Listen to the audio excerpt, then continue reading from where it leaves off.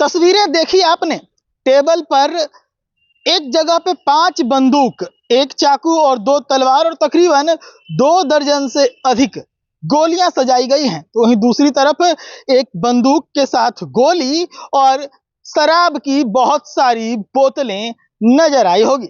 नमस्कार, मैं हूं प्रशांत और आप देख रहे हैं सच टॉक्स। देखिए, city SP west Bhanu Pratap Singh के नेतृत्व में पटना का जो पश्चिमी इलाका है वो काफी शांति महसूस कर रहा है इस वक्त, क्योंकि उनके नेतृत्व में लगातार अपराधियों के ऊपर नकेल कसे जा रहे हैं। कोई अपराध करने का प्रयास भी करता है तो उसे अपराध करने से पहले पकड़ लिया जा रहा है, उसके हथियारों को जब्त कर लिया जाता है। कुछ समय पहले हमने आपको दिखाया था किस प्रकार से AK-47 और 303 राइफल जैसी बड़ी बंदूकें भी जब्त की गई थी, लेकिन आज जो कार्रवाई हुई है इसमें 6 छोटी बंदूकें हैं, जिसे कट्टा भी कुछ है, जिसे देसी भाषा में कहा जाता है, गोलियां हैं, शराब की बोतलें हैं, तमाम तरह की चीजें बरामद हुई है और इन सब के साथ गिरफ्तारियां भी हुई है। पूरी जानकारी आप city SP west Bhanu Pratap Singh के जुबानी ही सुन लीजिए। पश्चिमी क्षेत्र के अंतर्गत ये बड़ी कार्रवाई कल रात्रि में की गई थी और जिसमें कई थानों की पुलिस थी और इसमें अनुमंडल पुलिस अधिकारी फुलवारी 2 भी थे और टेक्निकल टीम भी थी और इसमें बृहद स्तर पर हथियार बरामद किए गए हैं। और अगर हम सबको मिला के देखेंगे तो 6 हथियार हैं इसमें टोटल, और इसके अलावा इसमें 39 जिंदा कारतूस हैं और 4 मैगजीन भी हैं। पूरा विवरण आपको बताएंगे। घटना का विवरण इस तरह से है कि एक सूचना थी पुलिस को कि नौबतपुर थाना क्षेत्र के अंतर्गत हथियारों का व्यापार हो रहा है और छोटे छोटे हथियार, विशेषकर देसी कट्टा, पिस्टल, और उनको दूसरी जगह पर बेचा जा रहा है और उसके माध्यम से अपराध की घटना को पारित किया जाएगा। सूचना के सत्यापन के लिए टीम बनाई गई थी और छापेमारी की गई। छापेमारी में 2 अभियुक्तों की इसमें गिरफ्तारी हुई। राकेश कुमार सन ऑफ अवधेश सिंह जो गोंदवा गांव का रहने वाला है, कुंदन कुमार सन ऑफ उपेंद्र सिंह वो भी गोंदवा गांव का ही रहने वाला है। इनके यहाँ से जो हम बरामद किए हैं कुल 5 हथियार हैं, जिसमें 4 देसी कट्टा हैं, 1 देसी पिस्टल है, 7.65 बोर के 4 जिंदा कारतूस हैं, 0.315 बोर के 30 जिंदा कारतूस हैं और इसके अलावा 7.65 बोर के 6 खोखा हैं। इसके अलावा 0.315 बोर के 7 खोखा हैं। इस तरह कुल 13 खोखा हैं और 34 जिंदा कारतूस हैं। 2 मैगजीन इनके यहाँ से बरामद हुई हैं। फोल्डेबल एक चाकू जो होता है, जो जनरली अपराध में पारित होता है, वो भी एक इनके यहाँ से हुआ। एक तलवार इनके यहाँ से बरामद हुई है। 2 मोबाइल फोन भी इनके यहाँ से बरामद किए गए हैं और ये लोग हथियार की सप्लाई करते थे और पुलिस को ये गुप्त सूचना थी कि ये वहाँ एक किसी व्यक्ति विशेष का मर्डर भी करने वाले थे, जिसको पुलिस के द्वारा रोका भी गया और इन दोनों को गिरफ्तार कर लिया गया है और उनको माननीय न्यायालय में भेजा जाएगा।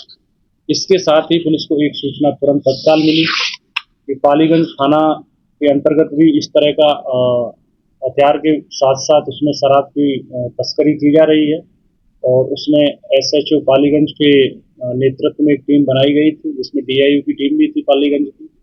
उसने दीपक कुमार सन ऑफ विश्वनाथ वर्मा जो सियारामपुर थाना पालीगंज का रहने वाला है, इसकी अरेस्टिंग की है और इसके पास से एक देसी पिस्टल, 5 जिंदा कारतूस, 2 मैगजीन और लगभग 7 लीटर के आसपास विदेशी शराब इसके पास से मिली है। अगर इन दोनों ही हम पूरा कार्रवाई को मिलाकर देखें तो कुल 6 हथियार बरामद हुए हैं, जिसमें 4 कट्टा है, 2 पिस्टल हैं। इसके अलावा 39 जिंदा कारतूस हैं और 13 खोखा भी बरामद हुए हैं इनके पास से। ये वो खाली खोखा हैं जिनका यूज इनके द्वारा आपराधिक घटना में किया गया है, उनकी भी हम जांच करेंगे अलग से।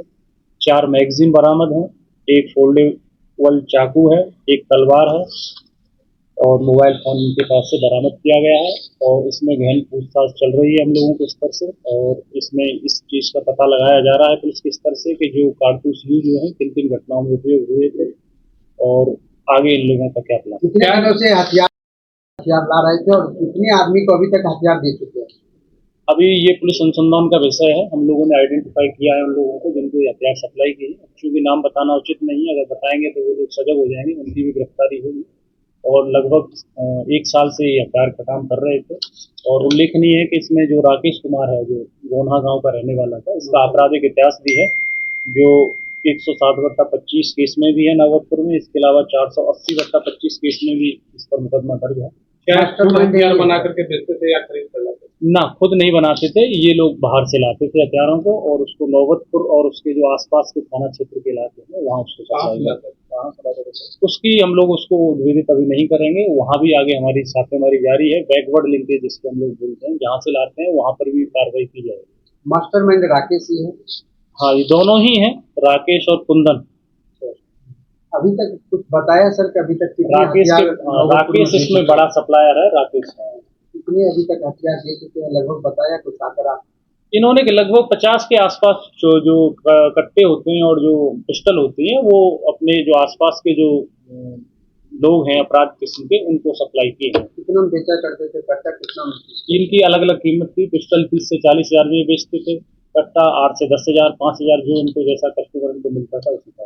कितनी दिनों से सप्लाई कर रहे थे? मैंने बताया 1 साल के आसपास से ये लोग इसमें नौबतपुर के क्षेत्र में सप्लाई कर रहे थे और इस कनेक्शन को अभी तोड़ा गया है पुलिस के द्वारा और जहाँ से लाते थे वहाँ भी हम लोग उस पर कार्रवाई करते हैं। सर ये सुपारी किधर थे या किसी को जिनकी हत्या करने वाली थी वो व्यवसाय?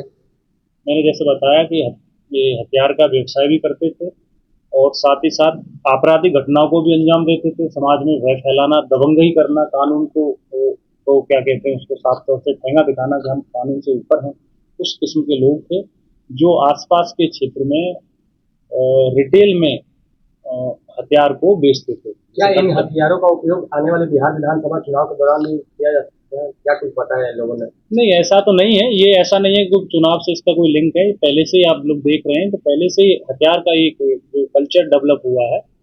जो आपराधिक किस्म के लोग हैं ये जगह जगह से लाते हैं, फिर इसको लोकल लोगों को बेचते हैं, उनको भी आपराधिक किस्म का गुंडा व्यक्ति बनाने की कोशिश करते हैं। उन लोगों के खिलाफ एक कार्रवाई है। ऐसा नहीं है इसका कोई चुनाव से लिंक है, पहले से इनका चला आ रहा था और हम लोगों ने इसको नेटवर्क को ध्वस्त किया है और आगे भी इस पर कार्रवाई रहेगी। और एक मैसेज भी है कि आप उसमें रहिए, कायदे कानून में रहिए, जैसे इसका लॉ को पालन करिए। अगर नहीं करेंगे तो आपके इंटेलिजेंस पुलिस के स्तर पर है और ऐसा नहीं है कि आपके बारे में पुलिस को खबर नहीं है। चाहे आप कितने भी बड़े हथियार माफिया हों, बालू माफिया हों या शराब माफिया हों, सबका इंटेलिजेंस पुलिस के स्तर पर है। सब पर कार्रवाई की जा रही है। किसी को आगे पीछे हो सकती है लेकिन कार्रवाई सबके खिलाफ की जाएगी। घर घर जाके छापेमारी की जाएगी, सब कुछ संभाला जाएगा। में 2 ही आदमी है कि और भी है लोग? और भी लोग हैं, उनके खिलाफ कार्रवाई की जाएगी। 2 की अरेस्टिंग अभी हुई है। अधीक्षक महोदय पटना द्वारा जारी दिशा निर्देश के आलोक में पश्चिमी क्षेत्र के अंतर्गत अपराध नियंत्रण हेतु लगातार पुलिस सक्रिय है और छापेमारी की जा रही है। विगत 24 घंटे में कुल 15 अभियुक्तों की जो संगीन मामलों में वांछित थे उनकी गिरफ्तारी की गई है और इसके अलावा पुलिस के द्वारा जो लगातार दबिश दी जाती है उसकी वजह से 14 अभियुक्तों द्वारा माननीय न्यायालय में आत्मसमर्पण किया गया है। विगत 24 घंटे में 29 वारंट और कुर्की का भी निष्पादन किया गया है और इसके अलावा अगर हम रिकवरी में देखें तो 4 देसी कट्टा, 2 देसी पिस्टल, 4 मैगजीन, 39 जिंदा कारतूस, 13 खाली खोखा और 1 चाकू, 1 तलवार और 261 लीटर के आसपास विदेशी शराब और 40 लीटर देशी शराब इसमें जब्त की गई है।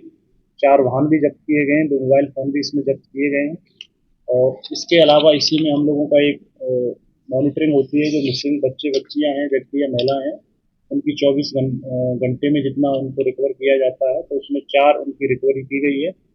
तो जिसमें शाहपुर थाना से 594/25 सना में एक बरामदगी है। इसी तरह 595/25 में है शाहपुर से।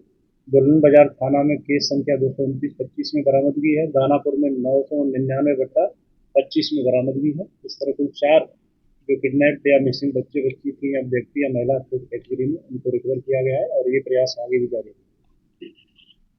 तो आप सुन रहे थे city SP west Bhanu Pratap Singh को। वो बता रहे थे किस प्रकार से अपराधियों के ऊपर कार्रवाई की गई है। भारी संख्या में जो हथियार हैं उनकी बरामदगी के साथ साथ गिरफ्तारी भी हुई है। शराब की बोतलें जब्त की गई है, गोलियां हैं, बंदूक है, चाकू है, तमाम तरह की चीजें जो है वो जब्त की गई है। सच टॉक्स के लिए पटना से प्रशांत कुमार।